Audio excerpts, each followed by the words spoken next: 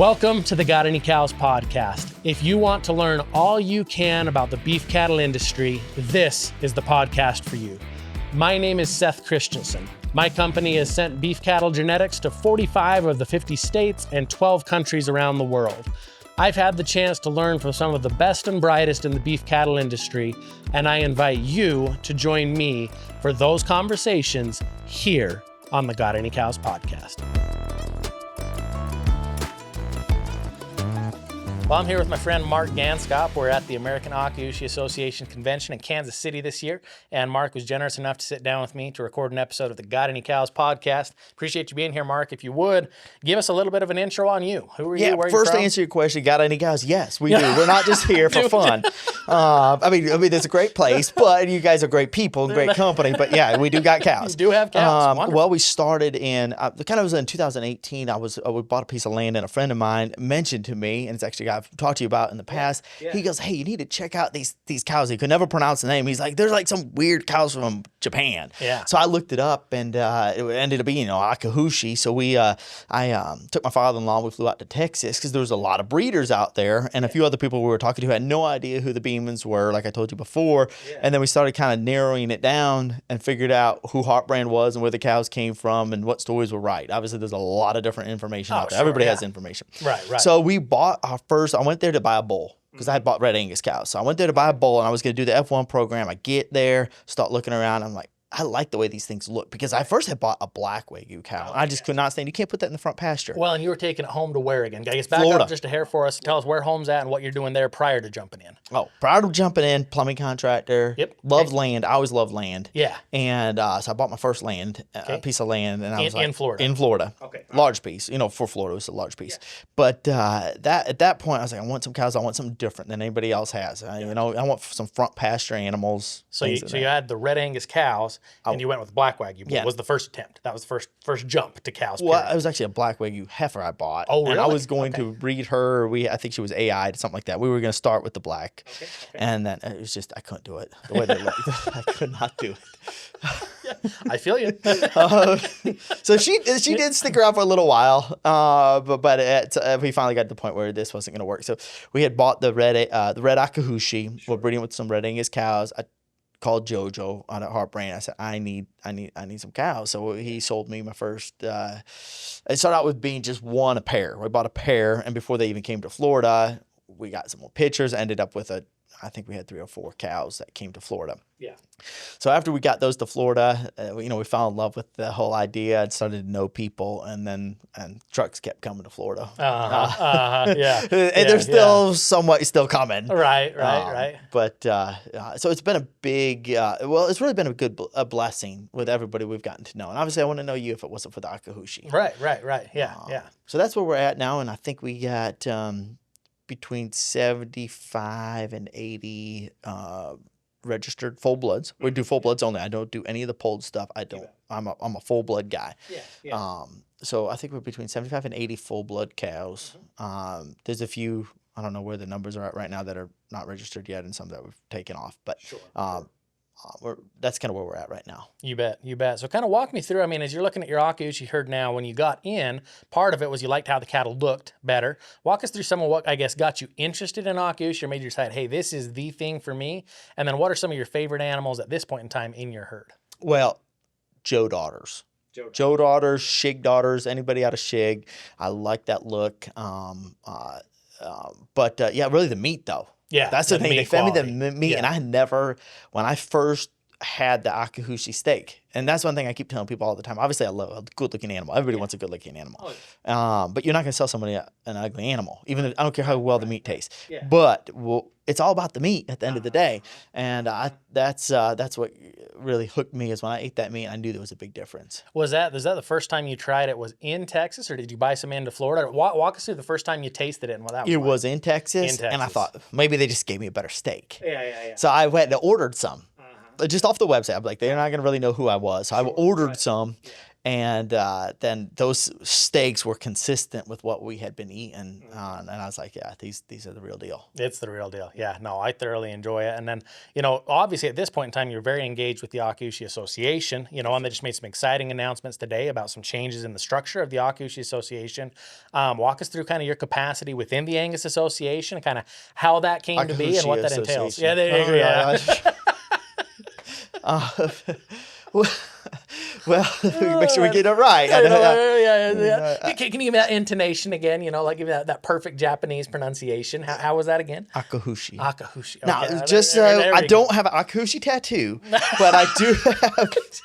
I am emotionally invested into it. That 3 of my vehicles have the license plate Akaushi on them. So they're really? Yes. Wow. I'm impressed. Which obviously can only have one that's true Akaushi that was not taken. Surprisingly, it was not taken in the state of Florida. No one else wanted Akaushi tag. Okay, yeah. So, but I also got that with the 5. I used the 5 and as the S, and then I used the 1 as the I, and I have a couple different combinations. I'm impressed. I'm all Akaushi. You're for real. So you're sure you've not got a tattoo on you? Not visible. No one's seen it. I mean, you're in shorts, so like we're just... Well, there's more to it. The leg injury. There's more to it. The leg. Oh yeah. The leg injury is why the shorts. An injury, right? Yeah. We got. Only guy at the convention in shorts. Yeah. Well, I mean, you're out of Florida. You know what I mean? So you got to own it. Good thing they didn't put us up on the stage as board advisor.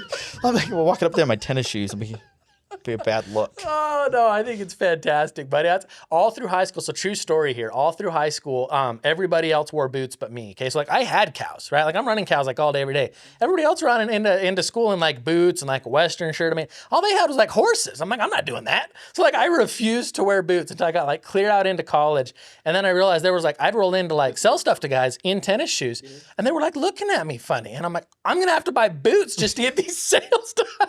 But now I've realized they're just kind of like really convenient slip-ons, but like with like tubes, like so I don't have to bend over as far because I'm a fat guy, it works really good. Yeah, so you don't have to come up for air for it. Yeah, it's worked out all right. You know what I mean? Like it's worked good. So back around to the Akaushi the Akaushi Association. Yeah, so we're here at the convention. What is your capacity at this point in time? Well, I'm on the board of advisors, and obviously the reason I got an invitation is because I was on the East Coast. There was no one else on the East Coast, not because I was extremely qualified or anything like that, but I was on the East Coast and they wanted someone there. And I think currently we are the largest breeder in Florida of full bloods. There's a lot of breeders, but I think we have the largest herd of full blood animals.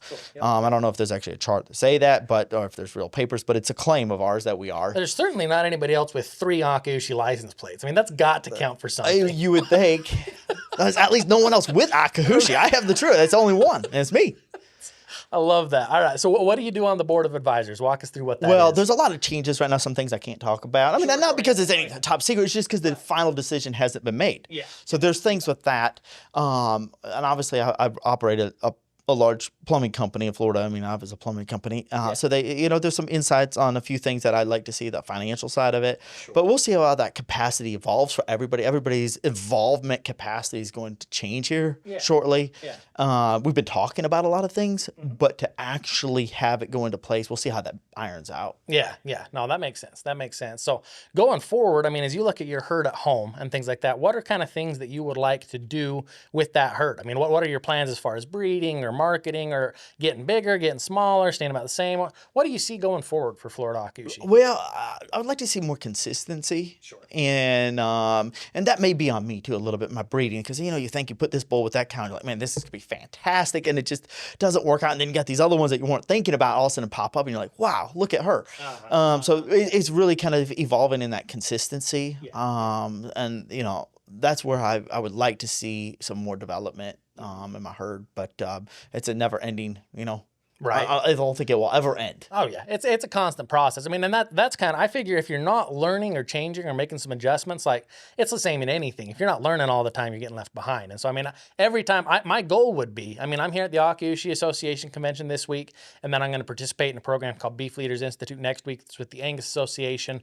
And between working with those 2 breeds that I breed and that I work with in my business, if I don't come home and make some kind of tweak or some kind of adjustment, like what I leave for a week for, right? Correct, yeah. And that's kind of the goal goal. I mean, as we sit down with people and learn on this podcast or in different forums, I mean, that's the goal, is if we can pick up one more thing every time I sit down with people and learn from them and learn from their experience, that's the goal. So, I mean, as you look at your journey into Akaushi or picking up these cows or kind of how Florida Akaushi came to be, what are the things you would do the same if you were doing it over again versus what are things you say, you know, I would adjust this if you had it to do over again? I would have started with more full bloods. More full bloods. Okay. Yeah, and that's just my opinion. I mean, Yeah, the F1 thing what is makes great. you say that? Yeah. Well,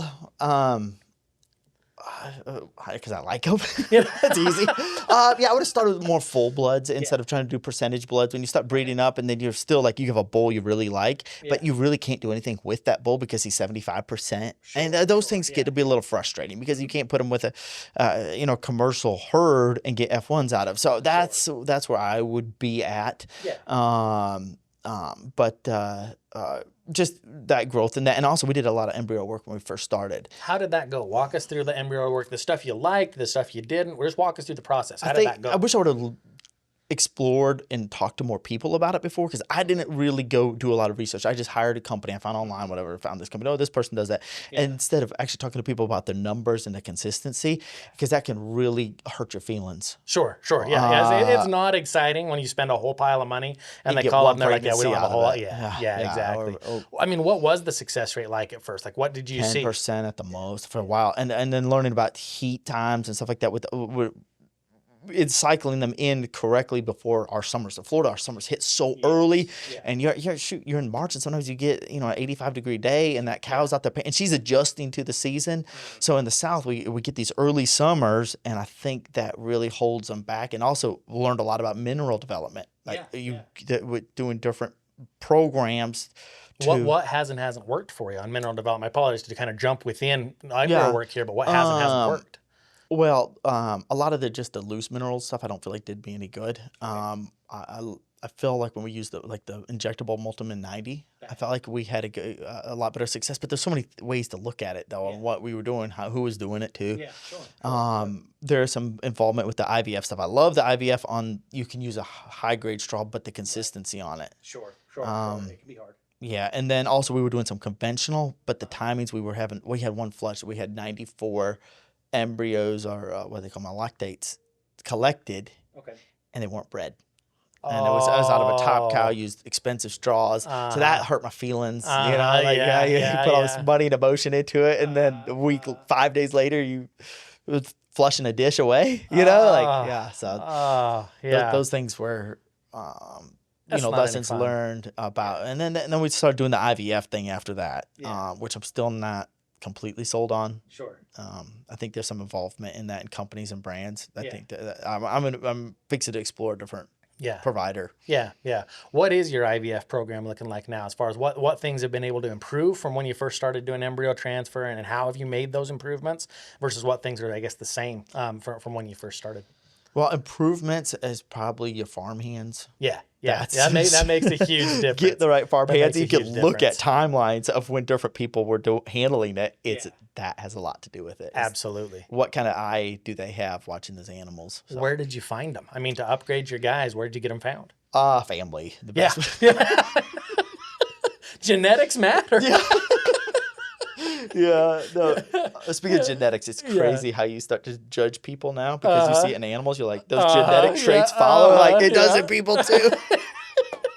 It is totally true. So I tell my wife all the time, I'm like, I've got a fairly skewed worldview at this point between analyzing genetics, or like with cows, if a cow doesn't work out, you just kind of ship it. If people aren't working out, I'm like, what do I even do here? How do I handle people? Kind of stuck. It's hard. I stay on the ranch most days, it's probably the better spot for me to be, but. You can't really call the family members.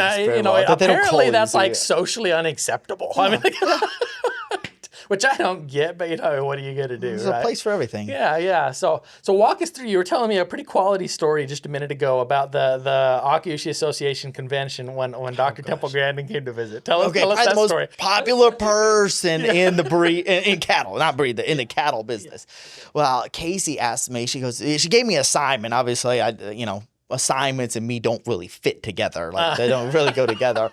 I do better as the assigner because a commitment like that's a lot. So anyways, I'm walking through the convention and telling everyone, hey, Miss Temple's going to be speaking. We got to go to the room next door. And I was, making my way through it. Well, I had read a lot about her. I knew about some of the things in different plants that she had worked on and designed. So I was familiar with who she was and well informed, but I didn't know what she looked like. I had no idea what she looked like. So I'm walking like through there. The very most famous she's kind of like standing by herself. So industry. I grab her and send her to the room and tell her that Miss Temple's fixing to speak and we all are supposed to be next door. And I'm sitting there. And they, I don't remember who it was, Peyton or someone come up on stage and, go, basically says, kind of tells her story and says, okay, and welcome Miss Temple. And everybody starts clapping and she comes up on the stage and I'm sitting there. Yes. Is that the lady that I just corralled up to say, hey, you got to go listen to Miss Temple speak? I just sent her in there. The best part of that, Temple is not only a big deal to listen to, but in the industry at large. It's probably the most famous speaker you'll ever get. Sent her to listen. I think that's got to put you in a special category, all of your own. Be like, you know what, I personally sent Miss Temple, to go to the room. Yeah. No, but what's funny is every time I hear her name or see her name somewhere, I get those feelings embarrassment a little bit, it starts to set in everyone else is taking pictures, Mark's just hey, you gotta go in here, I love that story. That's such a quality story. Way to own it though. Own the shorts, own the Temple story. It happened, Love that. I'm not going to live in denial. Oh, that's fantastic. That's quality. But I do have a question for you. Can you tell the difference? Because you palpate thousands of cows. Yeah. Can you tell the difference between an Akaushi and another breed? If you're palpating the calf? The cow. The cow. Like you're flushing a cow. Let's say when you're flushing a cow. Can you tell the difference? If I'm AI in a cow, it's all sexist for me. It's all about the same. No. Okay. I didn't know if there's any special Japanese. No. I'm covered in basically the same kind of crap, and doing the same level of dirty. Hey, that's where we make our money. Dirty it is, the more money there is. Absolutely. I know nothing at all about plumbing, but I do know that when I'm plumbing a cow, it's a dirty job no one wants to do. They'll pay me, and that got me through school, got me a ranch bot, got me started. That's what bought my ranch, job. And so we're here today because of that dirty job. So. You bet, absolutely, yeah. I say and it's one of those things. I used to try to explain what I did to people. I remember being in college, and kids would ask me what do you do for work, whatever, and I'd try to take this scientific approach and take it really serious and and I just gave up. I'm I'm in the beef industry. It's oh, okay, cool. Trying to explain what I do is, sometimes there's details that are better left unsaid. Yeah. For me, using the same channel locks on the toilet bolts as I used on the water fountain that I just fixed. Don't tell us that. It's the same guy, same plumber, You call up you guys tomorrow and sales are off by 40%. And we've got no idea why. No one will let us install their water fountains anymore. Yeah. I've always wondered why the sewer and the domestic water are the same guy. But hey, they give us the same license. Hey, go fix this thing. Stuff throws through it, Yeah. I remember, with AI, it's funny you mentioned that. And my oldest girl is 5. Okay, I've got a 5-year-old girl, 3-year-old boy, 1-year-old boy. That's fantastic. Oh yeah, it's awesome. And that's any and all of the rest of this, whatever we do, whether work stuff or whatever else. it's for the kids. It's awesome having littles. And my 5-year-old girl, the first time she saw me palpate a cow, she said, "What are you doing?" I said, "I'm planting calf seeds." Little girl, I'm planting calf seeds. So that's my explanation there. But so looking again, I guess, at your herd and or the Akaushi Association, there's a lot of people right now, as we're sitting here at the convention, a lot of folks that are either new to Akaushi as a breed, or there's people that are just new to cattle, period.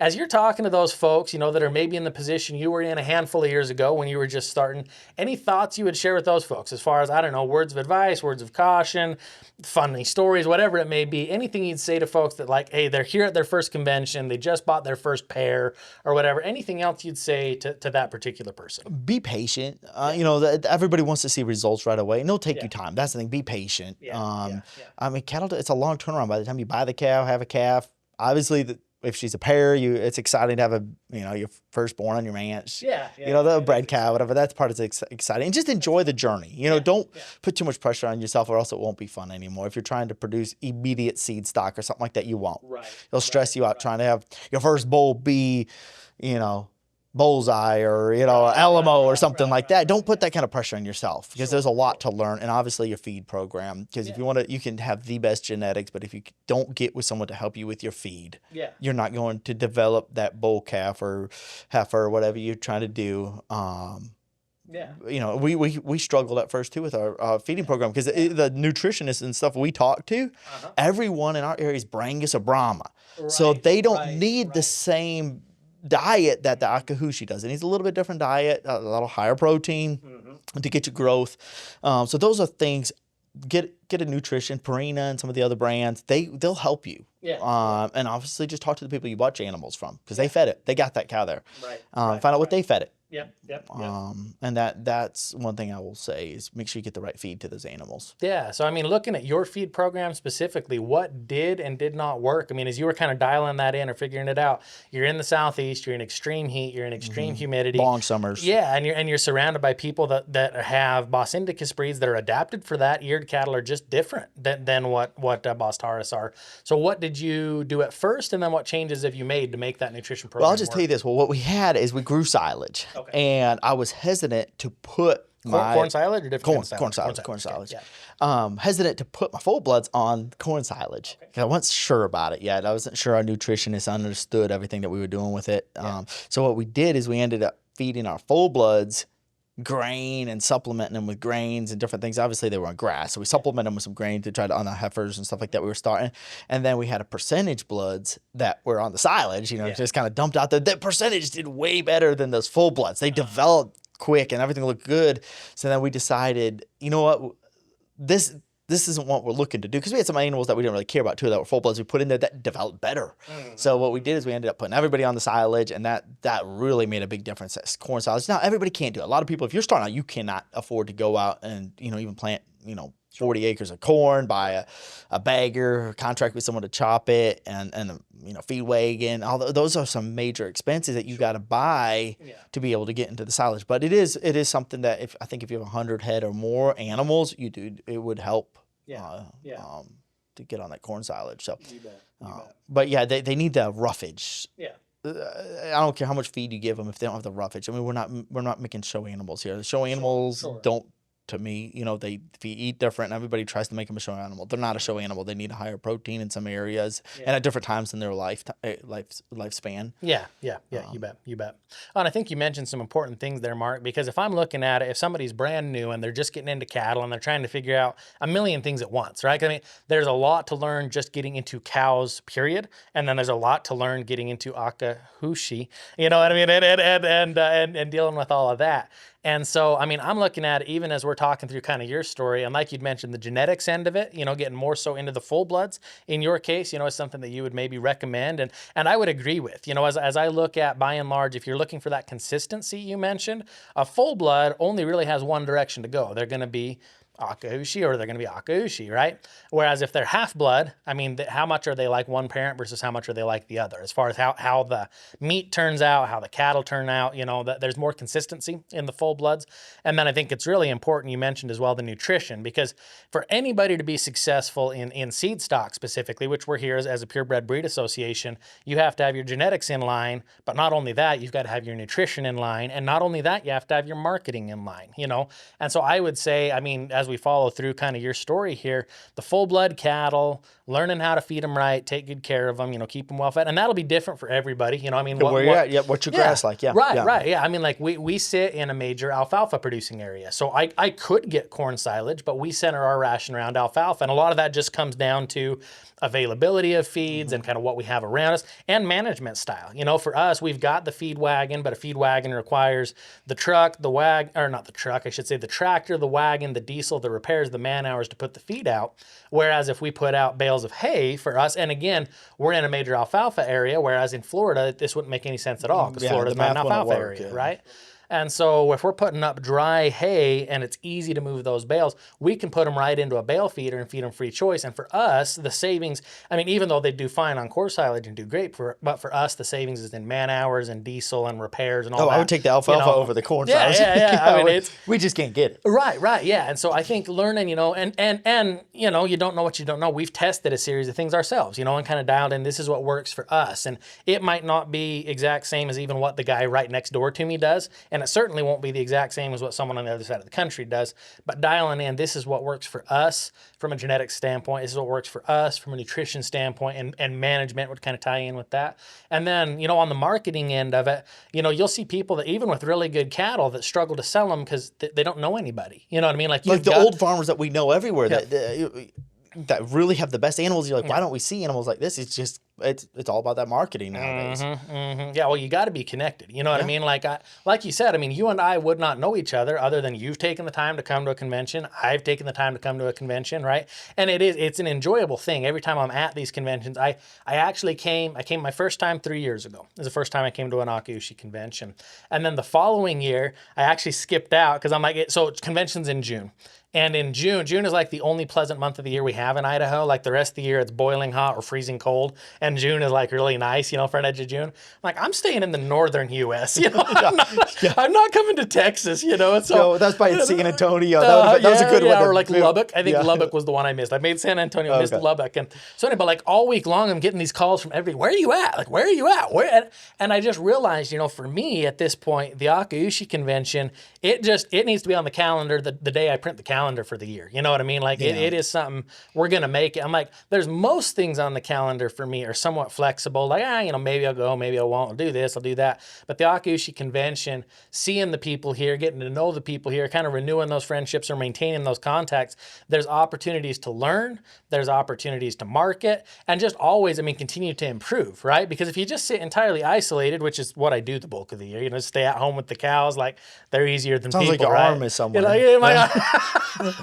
Stay at home with the cows with my arm in the cows. Specifically. Yeah. Right. Yeah. And maybe that's more comfortable for me. But if I don't have, a network of people, right, it doesn't matter how great they're bred or how great they're fed if nobody knows about them, right? Like all of those pieces have got to be in play for cattle to do well, right? They got to be bred right. They got to be fed right. They got to be marketed right. And so I appreciate that about your story. But is there anything else in particular, Mark, that you would throw in, that you'd like to say or like to ask or like to talk about before we wrap it up and continue with the convention here? Well, obviously, I talked about the nutrition part. That's a big deal I've learned about. But also part of networking with people, because if you have your animals, you aren't going to find buyers unless you're involved with the other people that can point you in the right direction to buyers. And that's what coming to the convention is very important, because you'll talk to different people and because it will change. There was a buyer we were selling to heavy, and all of a sudden they stopped buying for different reasons. But your cheese will move. I don't know if there's a book about that. Your cheese will move. And that's one thing with my other business I've had to evolve with too and learn from, is how your cheese moves and going with it. And so that's why when you're here, it's very important to come to the convention, because you will find people you'll talk to. And it may not be, it may be your fourth convention finally you talk to a guy that says, hey, I used to, I was selling to this guy, but we're downsizing our herd now, and he needs, couple more pot loads a year, and you might have that. So coming to the convention, you'll find those networks of people that you can help move your animals, because you have to be able to move the animals. Oh yeah. Well, and I think you're spot on. The opportunities do change. I think that's basically as I look at it, because you're spot on. I've never heard that your cheese will move. Like now I got to look up that book. I'm like, here's all sorts of stuff. I haven't read the book. I haven't read the book. I don't read books. But your cheese will move. But I'm following the thought there. Because honestly, the opportunities do change, right? And things change. Period. Like markets move. Okay, commodity cattle, the market moves up and down. Feed costs, the market moves up and down. Capital costs, the market moves up and down, so on and so forth. And so I look at, basically you have two options, and this is just in business, period. Like you can do the exact same thing all the time, which is fine. If you want to do the exact same thing all the time, the amount of profitability you're going to have is way going to ebb and flow as those outside factors ebb and flow, where the markets are at, where your inputs are at, where your labor's at, whatever else is you've got going on. But if you want to be consistently profitable, you've got to be willing to adjust with those different scenarios. Like if the buyer leaves, you got to be willing to shift to another buyer. If the market moves, maybe you got to change some production aspects, and finding places to go with those animals, because you do need, I mean, unless you want to just keep feeding an ever expanding herd, you got to find somewhere to go with some animals. And if this is a place that you can come together, even if your buyer isn't here, they may know somebody that's got, you know, somebody here will know someone who needs those animals. Yep. And obviously, one thing we were talking about before earlier about the size of the animals and weaning weights and stuff like that, I think as a breed, we need to look at that and keep track of that, especially on the full blood side of it. Because if we're not competing with the other guys on it as a breed, we're going to have a hard time. But I think if we can get our weaning weights and our yearling weights very, you know, even if we don't make it all the way there, but closer, I don't see how the premium beefs, because I heard someone talk about Whole Foods would like give people some rebates or extra money if their animal grades prime and things like that. But think about it, if you take 30% of your animals grading prime to 60%, think about the profitability of that for a breeder. Like, I mean, that's exciting to know that people are that buyers and grocery stores are noticing the difference though now, which before they never were. So I think as a breed to notice that, and let's say your weights are up and your marbling's up, like how do you don't have to try to compete with anybody. You are the model.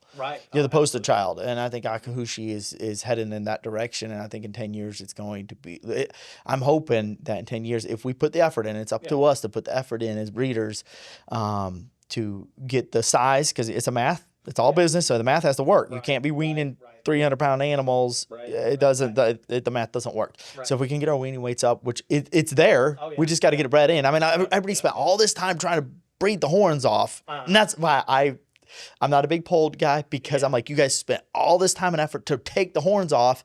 We need weaning weights. We need some poundage. Put some effort into that. We're not trying to grow animals for horns. We're going or no horns. We're trying to grow them for the meat. We're gonna eat them. So that's the one direction I want to see the association push more, is that weaning weights and stuff like that. So. And I think you're spot on. I mean, when we look at the marketplace at large, I mean, and it'll vary week to week as far as commodity kill in the U.S., but what percentage grades prime? About 8% is a pretty normal number on a normal week in the U.S. Out of all the cattle that are harvested, 8% go prime. And when you look at Heartbrand's numbers over tens of thousands of animals, it's 80% going prime, so it's 10 times the national average. You know, I mean, that's huge. It's a big no one can deal. compete with us. No, it's not even close as far as the number of animals that'll go prime. What has to happen though is, just like you mentioned, you look at those costs and those inputs and what it takes to get there. We need to make sure we're in lockstep as far as they've got to perform at the same level. It's got to be the same number of days on feed. We talk about the cost of what it takes to feed those cattle. As long as they can do that and not take anything away. And that's where I think Akaushi is so uniquely positioned as a breed, is that we talked about Black Wagyu and we talked about Angus, right? And I have friends that I love and appreciate in both breeds, right? And I breed Angus myself. I breed Angus and Akaushi cattle. But so I'm a Pierce. I'm better than you. I don't do anything but Akaushi. You can get your tattoo first, and then I'm gonna get my one turn. I'm not that committed.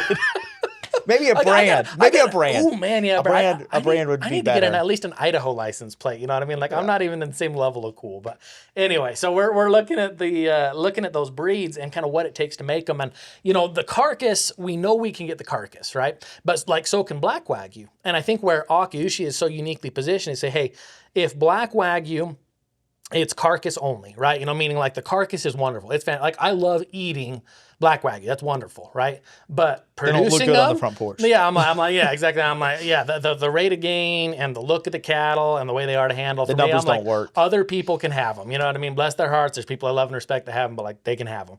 Whereas, you know, you look at Angus, and Angus are they're going to gain, they're going to perform, they look fantastic, and they can make a good carcass. They really genuinely can. But they're not going to make a prime carcass as often as what Akaushi can. Yeah, and so if I'm looking at Akaushi, if I say, look, if we can get a carcass that is more consistently prime, and more than even just being prime, if we look at one that just the taste is the way it is, the flavor is the way it is, the health benefits are the way they are, like if this beef is that good, the whole key, like we already have that, the whole key from here forward is going to be, we can't take anything away from the cow, right? We can't take weaning weights away, you know, in exchange for this great beef. We can't take the look of the cattle away in exchange for this great beef. Like we can't negatively impact the production cycle in exchange for the great beef. And if we can do that, in which Akaushi absolutely can and will do, like we have animals doing that now. Well, we have some show up. Yeah, we have individuals doing it. And if we can multiply more and more of those, where we say, look, these animals are good-mannered, quick and easy breeding, fast gaining, high marbling, long-lasting animals. why wouldn't somebody want them? And that's, I mean, that's a That focus. sells itself. Oh, It sells itself. absolutely. Absolutely. And I think that is the opportunity for the breed, is saying, look, you can get this fantastic carcass and not have to wreck the production cycle or wreck your cow quality to do it. And I think that's a big deal. I mean, there's a reason we're 90% Akaushi at this point in my program, and I'm saying that as an Angus guy. You know what I mean? I believe in the opportunity of the breed, but that's going to be what it takes, because if all we do is have carcass quality, well, then, I mean, Black Wagyu's right there. Or if all we have is cow quality, well, Angus is right there. Yeah. But if you can get both, if you can have your cake and eat it too, I mean, that's what we're pushing for. It's pretty. Yeah, and the big thing unique, too is we have to, as breeders, we got to make sure we network with each other, because some genetics you have working with my genetics could bring that animal to the table. So the networking part has to be there. Oh, 100%. Well, and it's just like you mentioned, like within your program, you're going to have exceptional animals that come right to the top, come right to the front. And the breed at large, what we need to move forward, the very, very best out of your herd is going to positively impact mine. The very, very best out of my herd can positively impact yours. And that trade happening, whether that's between the bigger players, with Heartbrand or with Legendary or with what we're producing, but with everyone here, even if you only have 10 or 20 cows, you might have the animal. You might have the animal. And if that animal can be spread throughout the breed and the breed improves, right? And if the breed improves, the opportunity in the market improves. And it's so neat to see how that whole breed and the opportunities for all of us can be improved much more so than if like you had a great animal, but nobody knew about it and or you weren't willing to deal with anybody else, right? If any one of us by ourselves are only going to get so far, whereas the top animals from every one of the couple hundred people here, if those can kind of come together and those genetics and those market opportunities can be developed as a group, now there's momentum. Yeah, and that helps us, because obviously we're seed stock guys. Yeah. So if we don't network and produce a good breed across the board, we have no animals to sell anybody. Right. No, you're spot on. And anything else that you would like to share in particular, Mark, before we close? Well, that's all that comes to the dome right now. Obviously, as soon as we leave, there'll be other things that pop in my mind. But I guess there'll be time for two. Well, perfect. Yeah. We'll sit down for another one at some point. But I appreciate you taking the time, my friend. Thank you. Yes, sir. Perfect. Thanks for joining us for this episode of the Got Any Cows podcast. Be sure to subscribe, rate, and review wherever you get your podcasts. And visit us anytime at gotanycows.com.